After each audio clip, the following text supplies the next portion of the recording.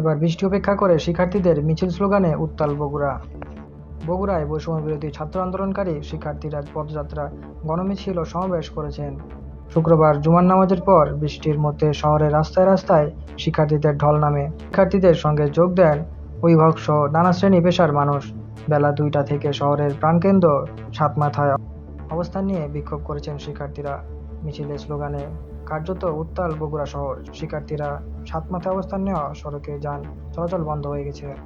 প্রত্যক্ষদর্শী ও আন্দোলনকারী শিক্ষার্থীরা জানান, বেলা 2টার দিকে শহরের স্টেশন সড়কের বাইতুর রহমান জামে মসজিদ থেকে শিক্ষার্থীদের সঙ্গে কিছু মুসল্লি গণমিছিলে বের করেন। অন্যদিকে জলেশ্বরীতলা শহীদ আব্দুল জব্বার সড়ক থেকে শিক্ষার্থীদের আরেকটি মিছিল কালীবাড়ি মোড় হয়ে সাতমাথায় এসে অবস্থান নেয়। শিক্ষার্থীদের আরেকটি অংশ জুমার নামাজের পরপরই শহরের করোনেশন ইনস্টিটিউটের সামনে অবস্থান নেয়। সাতমাথা থেকে শিক্ষার্থীরা মিছিল নিয়ে বড়গোলা হয়ে করোনেশন ইনস্টিটিউশনের সামনে গেলে দুটি অংশ একত্র হয়ে আবার সাতমাথায় ফিরে আসে।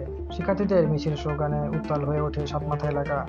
বেলা 3টার দিকে জেলা আইনজীবী সমিতির সাবেক সাধারণ সম্পাদক আব্দুল বাসিদের নেতৃত্বে বিএনপি সমর্থিত আইনজীবী ও পেশাজীবীরা মিছিল নিয়ে সাতমাথায় এসে শিক্ষার্থীদের কর্মসূচির সঙ্গে একত্রতা প্রকাশ করেন। এ সময় জেগেছে ছাত্র সমাজ, জেগেছে লেগেছে রক্তে আগুন লেগেছে, চেয়েছিলাম অধিকার, হয়ে গেলাম রাজাকার, শিক্ষার্থীদের বুকে গুলি কেন, প্রশাসন জবাব চাই, আমার ভাই মূল্য কেন, প্রশাসন জবাব চাই, দিনে নাটক রাতে আটক প্রভৃতি স্লোগান দেন শিক্ষার্থীরা।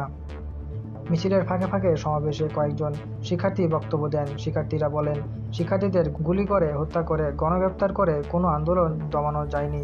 রক্তে ভেজা বাংলাদেশ শিক্ষার্থীদের খুনিদের ঠাঁই হবে না। 52, 69, 71 ও 90-এর বুকে রক্ত ঢেলে বিজয়ী হয়েছেন শিক্ষার্থীরা। এবারও শিক্ষার্থীদের রক্ত বৃথা যাবে না।